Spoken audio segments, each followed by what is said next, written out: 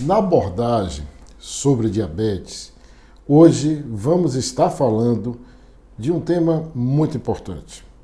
E vamos aproveitar para fazer uma homenagem a uma senhora que completou 100 anos, 100 anos de existência, 100 anos de descoberta, que é a insulina. Não podemos falar de diabetes mellitus, seja tipo 1, seja tipo 2, seja diabetes gestacional, seja qualquer dos outros tipos de diabetes, sem a gente ter uma compreensão mínima sobre o papel da insulina, este hormônio tão importante para o entendimento da fisiopatologia do diabetes mellitus, como também como arma terapêutica no diabetes mellitus. Então, nós vamos estar tratando agora a insulina. A insulina, no ano passado, ela completou 100 anos de descoberta. Ela foi descoberta em 1921, no Canadá, por vários pesquisadores. Alguns tiveram uma ação maior, outras menores, em Toronto, onde nós chamamos atenção aqui para Frederick Banking, para o Charles Best, para MacLeod e para Collip, que foram os descobridores da insulina. Eles conseguiram isolar a insulina, que era inicialmente produzida em animais, e depois conseguiram evoluir até a síntese da insulina. Mas essa insulina, que foi descoberta em 1921, ela foi pela primeira vez usada no ser humano em 1922. E aí eu quero lembrar, porque nós precisamos lembrar um pouco dessa história, senão o tempo passa e a gente acha que foi tudo que não tem a importância. Imagine o que era a grande quantidade, como existe hoje, a grande quantidade de pacientes diabéticos tipo 1, crianças que eram diagnosticada com diabetes mellitus tipo 1, que não tinha produção de insulina, e que a partir daí a maioria tinha uma sobrevida no máximo de 1 a 2 anos de vida, com extremo sofrimento, porque o organismo dessas crianças não produzia insulina. Então a quantidade de crianças diagnosticadas, principalmente crianças diagnosticadas com diabetes mellitus tipo 1, em todo o mundo, e que tinham uma sobrevida média de 1 a 2 anos, no máximo, e com a péssima qualidade de vida, era muito grande. E a descoberta da insulina, a síntese, a descoberta, o isolamento da insulina em 1921 e o seu uso em 1922, em janeiro de 1922, foi usado pela primeira vez em um paciente de 14 anos, o Leonardo Thompson, no Canadá. E houve uma melhora substancial da qualidade de vida e da sobrevida dessas crianças, que a maioria passaram a ter uma vida praticamente normal e sobreviveram a algo que naquele momento era fatal. Então eu não tenho dúvida em afirmar que a insulina foi uma das principais descobertas na área de saúde no século passado, principalmente nos primeiros 50 anos do século passado. E isso é tão verdade que em 1923, essas pessoas que eu citei há pouco, eles venceram o Prêmio Nobel de Medicina. Mas a gente falou um pouquinho da história, vamos falar um pouquinho da produção da insulina. O que é a insulina? A insulina é um hormônio produzido pelas células beta-pancreáticas. Então, a insulina é um hormônio produzido pelas células e, como tal, um hormônio, ela tem receptores em praticamente quase 100% das células do nosso organismo, tem receptores da insulina. E é o acoplamento, é a ligação da insulina, esses receptores nas células, que vai promover, que vai ativar proteínas que tem dentro das células, que se deslocam até a parede celular para fazer o transporte da glicose para dentro das células. São as chamadas GRUTs. E importante, é fundamental para esse processo que esse receptor da insulina ele seja acoplado, a insulina acople nesse receptor, que vai estimular essas proteínas que estão dentro das células a se deslocarem até a parede celular e promover esse transporte da glicose para dentro das células. Nós temos vários tipos de GLUTs, mas os mais importantes a gente poderia dizer que é o GLUT4, que é o GLUT predominante nas células musculares, tanto músculo esquelético como músculo cardíaco, o GLUT2 nas células hepáticas, mas nós temos também outros GLUTs, outras proteínas que fazem esse trabalho, mas todas elas dependem do acoplamento da insulina com o receptor na parede celular para iniciar esse processo. Então a insulina, ela tem esse papel primordial de manter a homeostase da glicose, de colocar a glicose para dentro da célula. A glicose é a nossa principal fonte de energia, é a nossa principal fonte de ATP. Então, manter esse controle é fundamental para a vida da gente.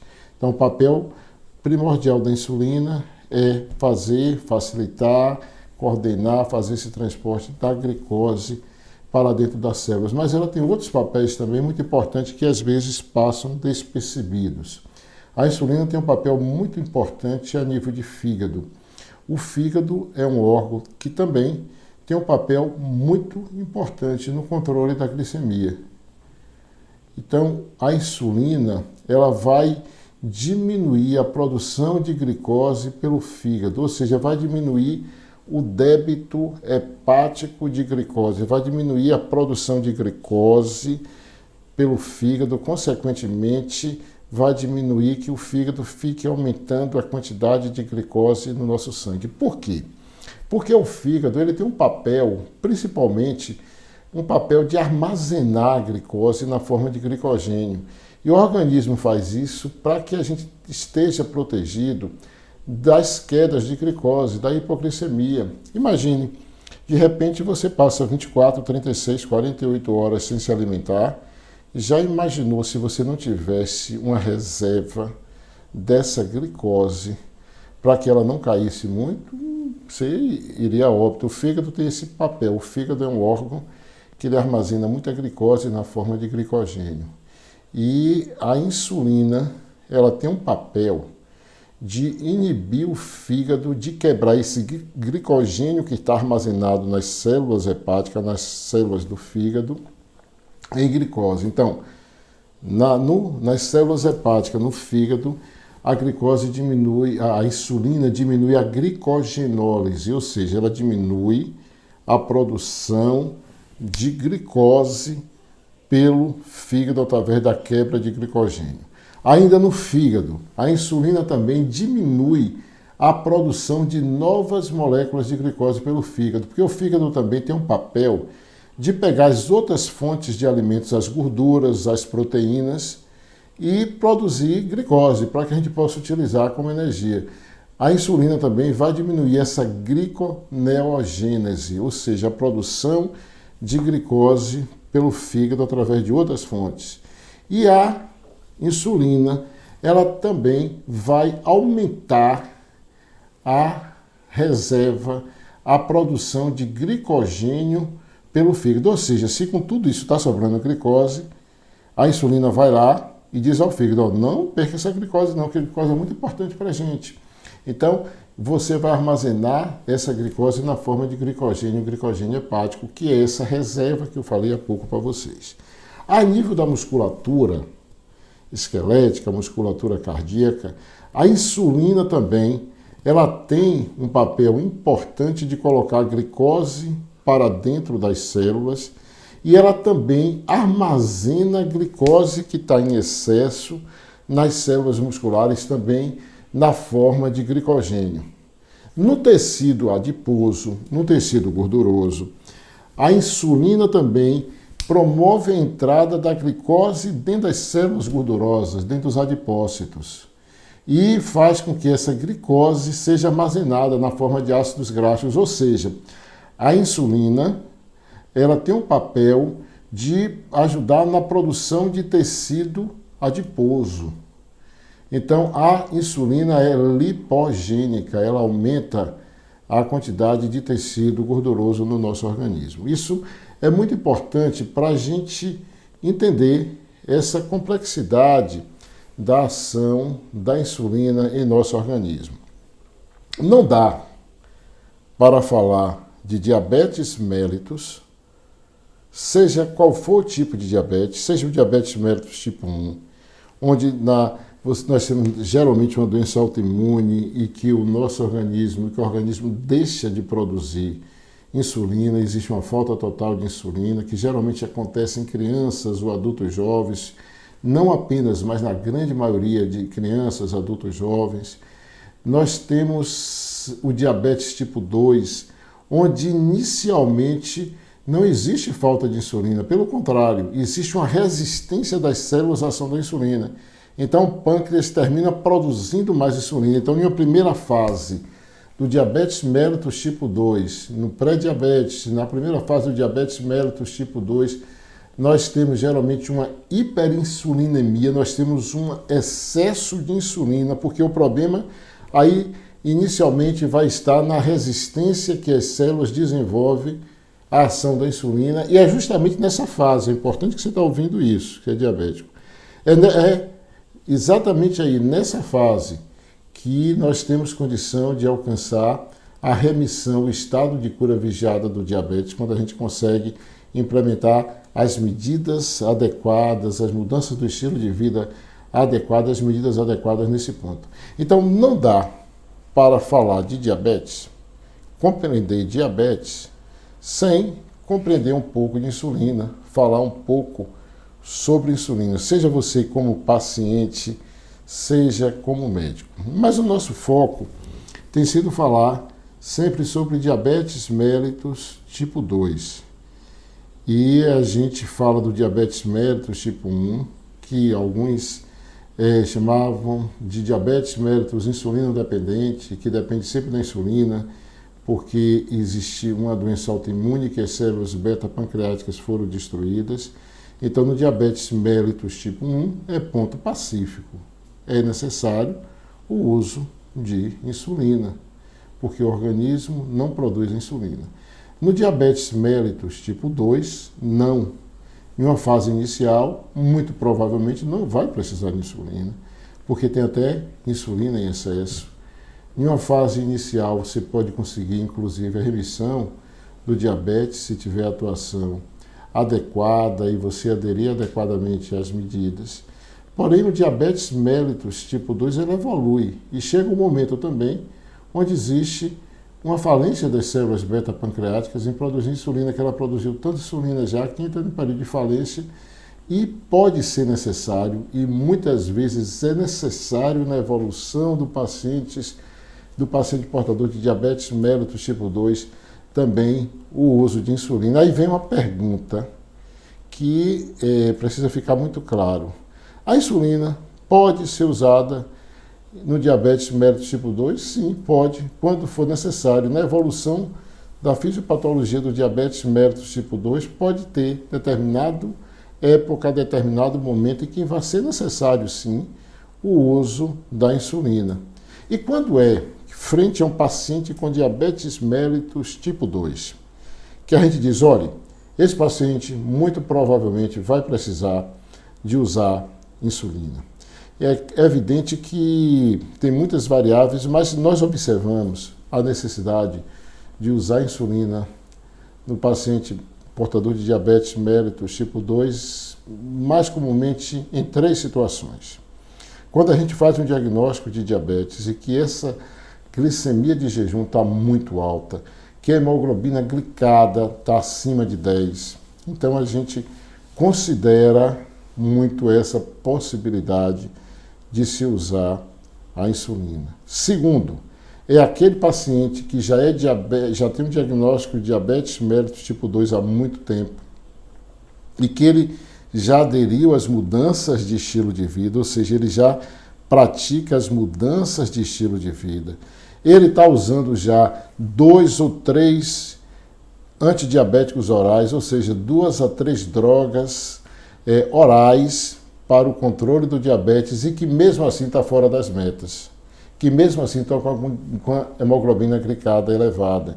Então a gente pode e deve, de maneira muito firme, considerar o uso da insulina nesses casos. Ou aquele paciente com diabetes mellitus tipo 2 que mostra características que nós chamamos de insulinopenia, de baixa de insulina no sangue. Quais são essas características? É aquele paciente que perdeu muito peso, são o que nós chamamos em diabetes, a questão dos 3 P's, perda de peso, poliúria, excesso de urina e excesso de fome, polifagia.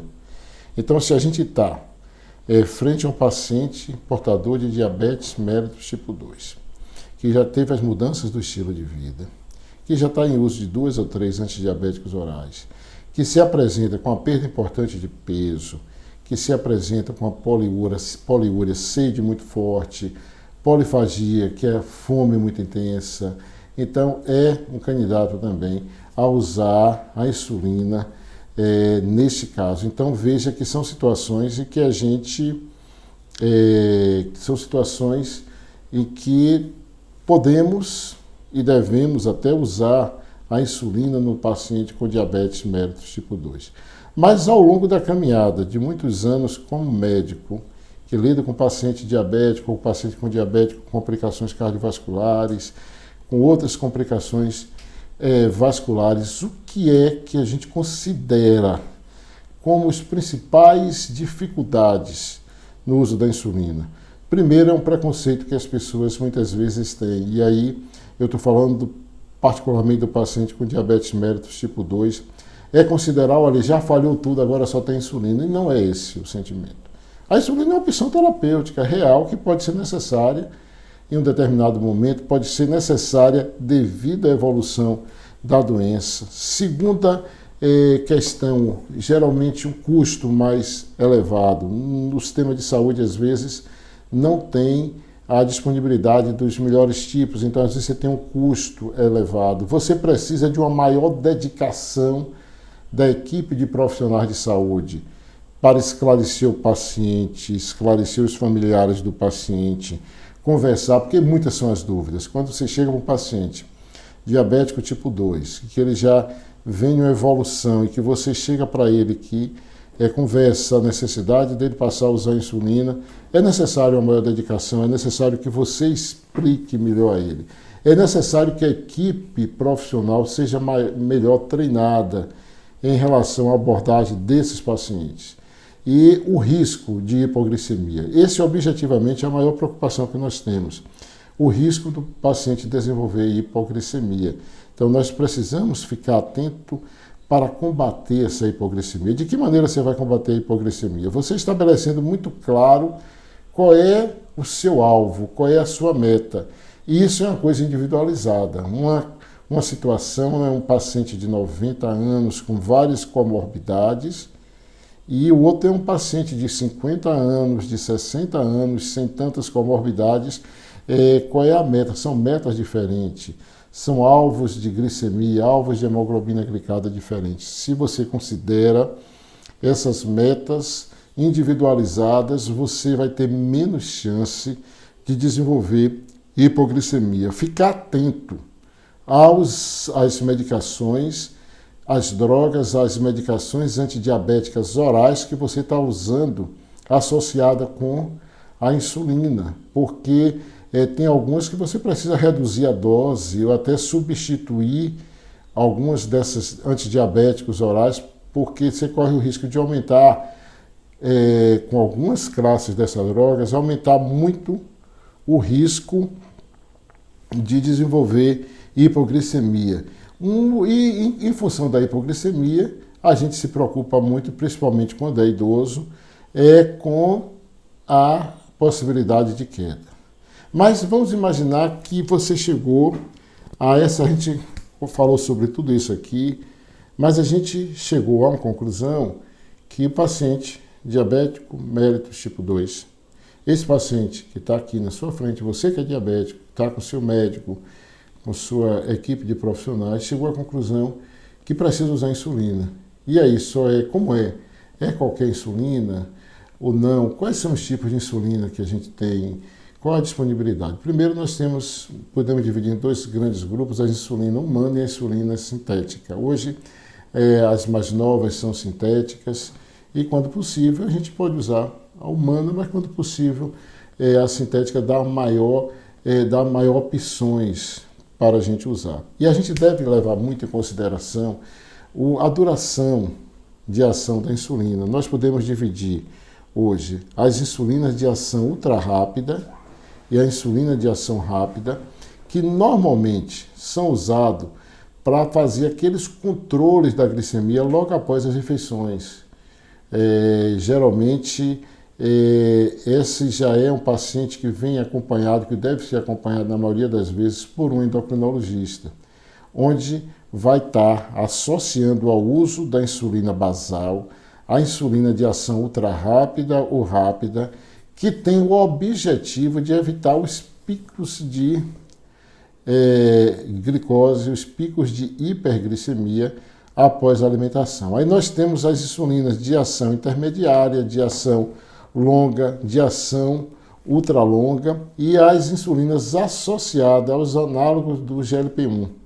Então, as insulinas de ação longa, intermediária ou longa, como por exemplo a NPH, a gragina, que tem uma duração longa, outras insulinas de ação ultralonga, e hoje, quando é possível, quando o sistema oferece, ou o paciente tem condição de adquirir a insulina associada a análogos do GLP-1, que vai facilitar melhor o controle da glicemia e também evitar a perda de peso. Levando em consideração alguns pontos que a gente precisa levar em mente.